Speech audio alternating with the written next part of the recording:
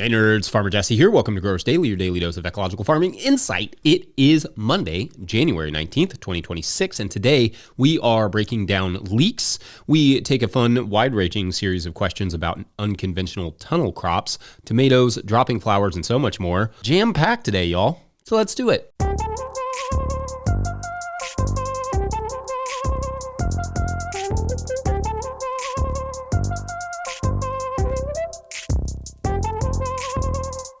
All right, so happy Monday, everyone. Happy Martin Luther King Jr. Day, in fact. The kids are out of school, so that's fun. The weather is exceedingly cold outside, so I guess so much for our mild January officially. But all in all, I feel pretty good. Had a relatively laid-back weekend for the cold. Made a little homemade pasta with the kiddos, which is always a good time. I honestly don't use the pasta roller as much as I used to. A fact that, frankly, always bums me out when I make some more pasta and remember how fun it can be with the kids or how, when they get bored, meditative it can be to do on your own. I'd like to tackle some ramen at some point. Maybe that goes on the list for next week because it's just going to stay cold. Otherwise, the farm is basically a giant sheet of ice, so not much to report there. It looks as if it's pretty much going to stay that way for the next 10 days. After that, though, it is game on.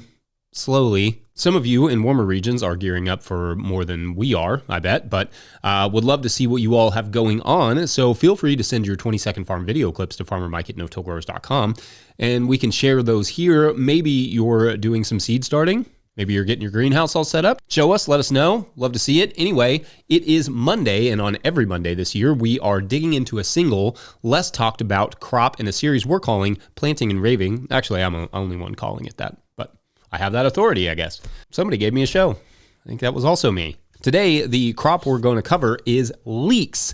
This is one of my favorite alliums to eat, but it's not always that easy to grow, and it's frankly not always very profitable, but it is freaking delicious. A good potato leek soup is one of my favorite things in the world. I love caramelizing leeks, crisping them, all the things. Customers also love leeks at the farmer's market, but also, restaurant customers, and definitely another great CSA item as well. For me, one of the best tricks, in fact, to running a great CSA is your allium offerings. I love growing alliums, and the CSA really allows you to play with the different varieties from red and white onions to gold, sweet, Walla Walla, shallots, all the forms of garlic, chives, and so on.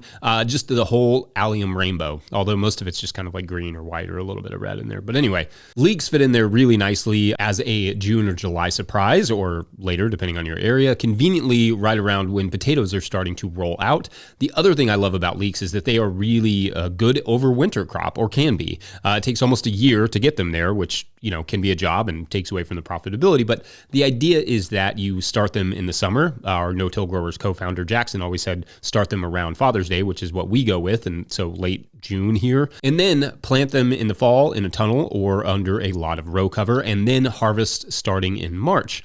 We've had decent luck with that approach over the years here in Zone 6B. You just have to get them out before they flower, because they are going to flower if they go through a full winter. Now, in the third segment, I'll talk more about the actual growing of the leeks, including blanching. But in the first segment on these Mondays, I like to break down some of the basics. First, leeks are a very long season crop. Like onions, they are started in the winter and not harvested until summer, or started in the summer and not harvested until like March. Also, like onions, it's hard to charge what they are actually worth, which is one reason I like to overwinter leeks, because they are growing when not much else is. That's a nice time to have stuff in your garden when it's not competing with other stuff for space. We typically start ours in trays, either sprinkling the seed over the tray, like you would, say, very light microgreens, or starting them in individual blocks. We've found that either way really works fine for us. The reality is that we will ultimately be planting them bare root, meaning there's really no block attached anyway, to get them as deep into the soil as possible. So it really doesn't matter if they are started in blocks like the onions are for us, or if they're just sprinkled on top of a tray and then pulled from that later. The leeks will just need to be kept watered with some fertility added, like fish hydrolysate, to keep them growing tall inside of the trays. They will germinate okay, just slowly at like lower temps. So preferably you get them to that 75 degree or 25 degree Celsius mark. Now, in terms of varieties, there are some day length options ranging from 70 days for the King Richard variety to 120 days for things like Bandit and every day length in between, honestly. The shorter day length varieties can come in handy if you're growing baby leeks for a chef, for instance, or want to plant a succession, starting everything all at once, but pulling the, like shorter day length varieties first, followed by the longer and longer ones. That way it's start and then later plant all at once instead of having to start and plant them every week or two. And one note on leek seeds and all other allium seeds, these are not super long lasting. So if you ordered leek seed like last spring, and unless you kept them in ideal conditions, the germination rate's going to dive quite a bit. So if you did that and you're wanting to use them, I would just like double seed your blocks or just expect to have to do more seeding to get the same number of leeks, or just buy fresh seed or whatever. For marketing, we typically would bunch them and sell 2 leeks for $3 at farmer's market, which was still probably too cheap, depending on the spacing you go with, which again, we'll discuss that in the third segment. You're looking at roughly 450 plants per 200 square feet. So if you only get 225 units, 2 leek bunch off that space, it's like $675 for that bed, which is roughly half of what lettuce will fetch. So how we have often dealt with that, like sort of low profitability element of this is to grow them in between head lettuce crops so we can better maximize that space and the amount of time that it takes up. We've even been able to get 2 rounds of lettuce before having to harvest the leeks, though I do generally recommend people not push it like that until they, are really good at growing both crops individually. And of course, like managing the weeds and all the things that come along with it. Now, on a backyard scale, that same thing applies. They can slot in nicely around other shorter crops, making it easier to make an excuse to grow leeks. Of course, today, feel free to let us know your leek strategies, and we'll get back to the actual growing of the leeks in the third segment. But first, we're going to take a wide-ranging set of questions from unconventional tunnel crops to thinning fruit clusters and more. Be right back. Can't wait to find out what more means. Today's episode is brought to you by High Mowing Organic Seeds. High Mowing Organic Seeds is celebrating their 30th anniversary with 48 fabulous new varieties for 2026. Highlights include downy mildew-resistant cucumbers, a poppy that looks like cotton candy, and 12 new tomato varieties. High Mowing offers more than 750 varieties of certified organic, non-GMO vegetables, flowers, herbs, and cover crops, all trialed for optimal performance in organic growing systems. High Mowing has the professional quality seeds and supportive grower reps to get you from seed to harvest. Visit highmowingseeds.com to request a catalog and use code 26NOTILL, all caps, for 10% off your order of $100 or more. That's highmowingseeds.com. Today's episode is also brought to you by Ohio Earth Food. So you got your soil tested or need your soil tested, it's time to contact Ohio Earth Food. Since 1972, they have been growers' trusted source for organic soil amendments to apply before you plant to prevent those deficiency symptoms that limit production. Their knowledgeable staff have all been a part of certified organic operations and can help you choose the best products for your soil and deliver or ship them right to your farm. With locations in Northwest Ohio and just north of Madison, Wisconsin, Ohio Earth Food wants to be your partner for organic inputs. Don't count on luck this year. Start your seeds in the Seed Catapult potting soil and put their Revita fertilizers in your beds, and rest assured that your plants will have all the nutrients, stimulants, and energy for whatever comes their way. Feed your soil and let your soil feed the plants. Visit them at ohioearthfood.com. All right, back to the show. If you, the listener or viewer, are enjoying this podcast, getting even a small amount of value from it, consider supporting our work over at patreon.com/no-till-growers. I will try to get to questions from everywhere that questions come in, but I will always get to your Patreon questions. Now, today's Patreon question comes to us from Patreon member farmer Andrew, who is in Zone 5B and asks a good series of questions. So instead of reading them all and then restating them later, I'm just going to read each question one at a time and then answer it, and then we'll move on to the next one. The first one that Andrew asks is, quote, thoughts on thinning tomato flower/fruit clusters. We have always struggled with our high tunnel tomatoes having a huge set on the first 2 or so clusters and then aborting flowers on the next few, leaving us with lower production during what should be peak season.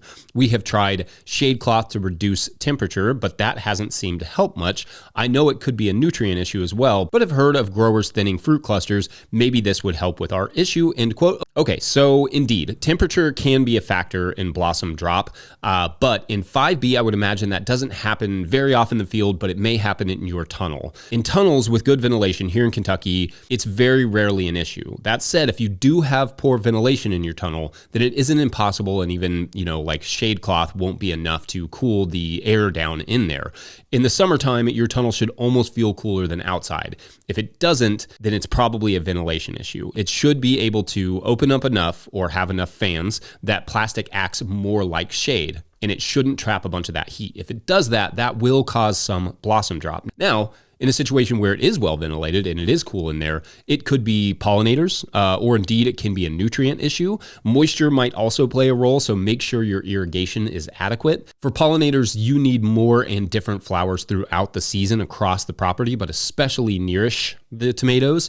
For nutrients, hit up your soil test and or take a sap analysis mid-season and see just like what's missing. What are the plants not getting? And of course, I don't want to guess from here and then throw something off. If you were to trim off the fruit clusters, what you're really going to do is get bigger fruit, but not necessarily stop the blossom drop. Though it could be a factor, just depending on whether or not the plant decides it has enough nutrients to support the amount of progeny that it wants to make. For me, I would address those other things first, and then if it gets to the point when I'm still not having success, maybe look into additional things like dropping some fruit clusters. Love that question. All right, second question, quote, what would you recommend for cover cropping beds for blocks for an entire season? I was thinking of peas/oats in the spring, cutting them down before they go to seed, then following with sorghum Sudan grass/sun hemp, but thought that something like a clover would be less work. My only concern is having to terminate the clover the following season, end quote. Yeah, this is a great question. I sort of answered a similar question on Friday, so I'll just add to it that clover is going to be a problem with like things like seeds. It isn't going to last the whole season. I kind of like your original plan better. So if you use something like crimson clover or maybe Austrian winter pea for a winter hardy legume, it's much easier to kill than say like white clover.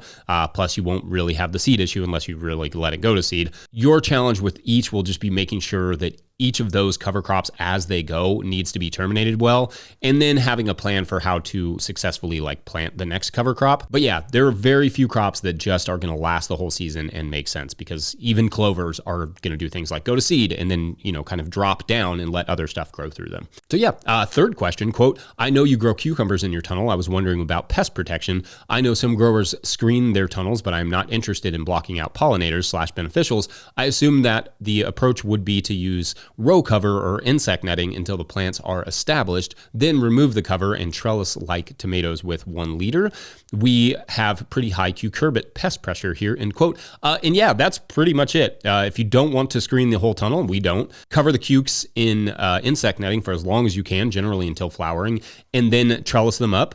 Really focus on fertility for those. That will help tremendously with the pest pressure. Also, pest cycles. If you plant the cucumbers a little later, that can help with things like cucumber beetles, which come out earlier, and then after about 4 weeks of frost, their cycle dims a little bit. So you could think about planting your cucumbers a little later, or your early plantings. Just keep them covered absolutely as long as you can stand, and get some of those self-pollinating varieties. That will help as well. Then question 4, Andrew writes, quote, we have extra tunnel space beyond what we need for tomatoes next season. I was wondering what unconventional crops you might suggest for filling the space in the summer. We have had success with things like kale, chard, and parsley, but have found that zucchini did not produce well. I'm thinking onions might work. Thanks so much, end quote. Okay, that's a fun question. My go-to answer with unusual tunnel crops is almost always beets, because as I've said before, the greens just flourish in the tunnel. Another one could be kale or leafy greens. Kale is nice because you could theoretically plant that in the late winter and harvest for a full year until it flowers in March, which you could also harvest for chefs or for CSAs.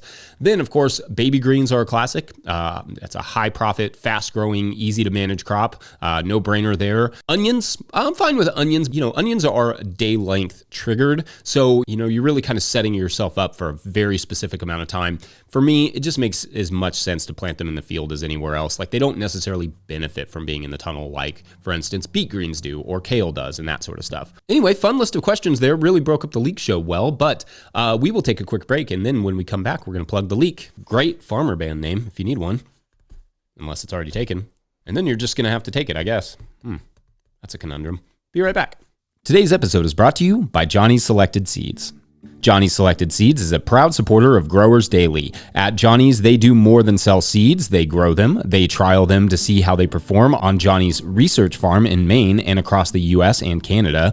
Only the best varieties are added to their catalog and website. When you need proven varieties you can count on and detailed guidance from seedling to harvest, consider Johnny's your trusted growing partner. JohnnySeeds.com. That's JohnnySeeds.com. All right, back to the show.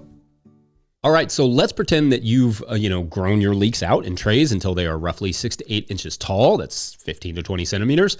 A little taller is even better. Shorter transplants are fine, but the whole goal with leeks is to grow them as tall as you can in trays, or at least as tall as you want the blanch to be, the blanch being the white part.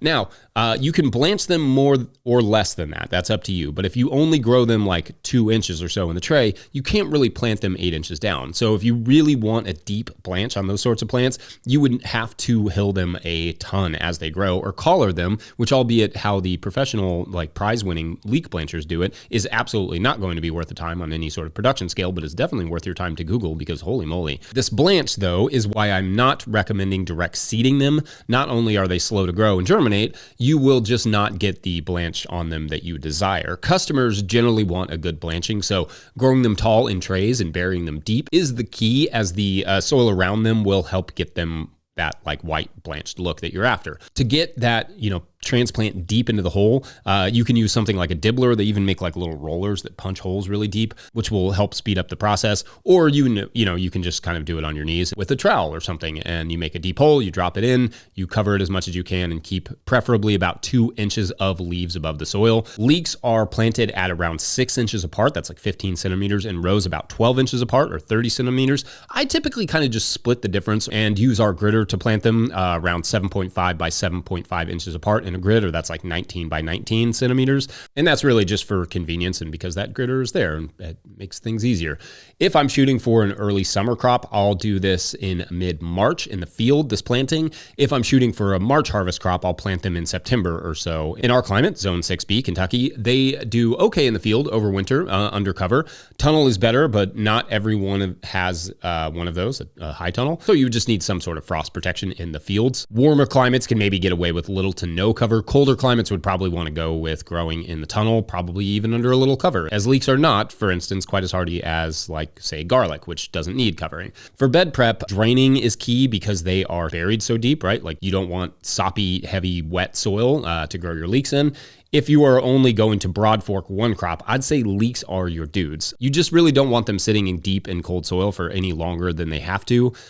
So opening it up a little bit with a broad fork can help. Some people will plant them into hills for that reason. The higher up, the better, just really deep hills, plant the leeks. Leeks, like most crops, like a nice, a well-draining, balanced soil. A good slow-release fertilizer like feather mill will help as well. But obviously, compost is always a great option for leeks, especially if it's also acting like a mulch to help blanch them. For growing them, for us, it's pretty hands-off. Just keep them weed-free as much as possible, save for whatever you interplant with them, and allow them to get the size that you desire, which can take quite a while. If you have concentrations of thrips or onion maggots in general, if that's a typical problem you have, then covering them with insect netting will help, and also, of course, work on your soil fertility plus beneficial habitat always. That will help keep pests down. For hilling them, you can add compost layers or just physically hill the soil up around them to increase that blanch. You can also add hay, straw, compost, or whatever as a mulch if you want to. Most people simply go with using the soil because it's easy, cheap, and right there. The big risk with using soil to blanch them is constantly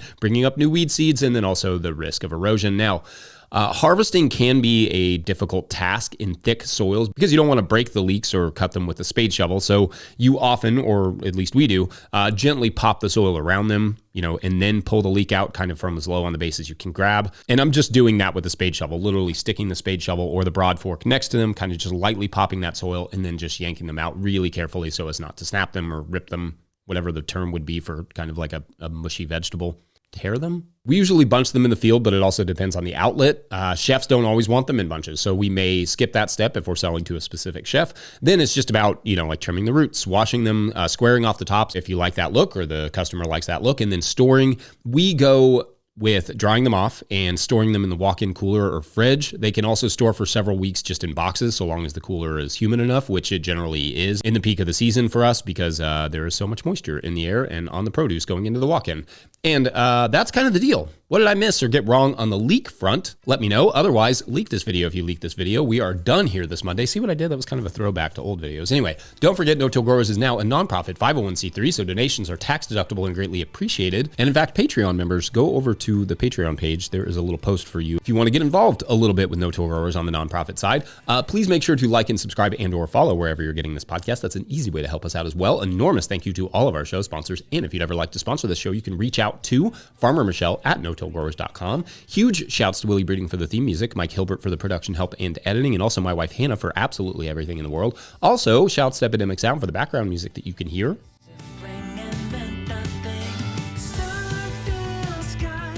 Pick up a hat or a copy of my book, The Living Soil Handbook, at notillgrowers.com to support our work. Big thank you to everyone over there at patreon.com/notillgrowers, where at a certain level, or if you just bump up from one level to another, you sign up in the month of January, you get a shout out on the show. So big shout outs today to Kaylin Gruber, and a couple bump ups. Shouts to Tom Welsh and Dwight Yoder. Bump ups, love it. You all are amazing. Thank you for the support and the increasing support. Always absolutely an honor. Really appreciate you all. And I appreciate you with a weird story. So this week's story is going to be about an older gentleman named Gary. He's a fisherman, specifically a fly fisherman, loves fly fishing, retired from a lifetime in the military, and now it is just all fishing. His travel is based around fly fishing. His days are spent in creeks and streams all over the world. On days he can't fish for whatever reason, he's reading about it, studying it, tying flies. He lives, in fact, on a property with a nice creek for smallmouth bass. So when he doesn't have a trip planned, he just goes out to his own creek and fishes.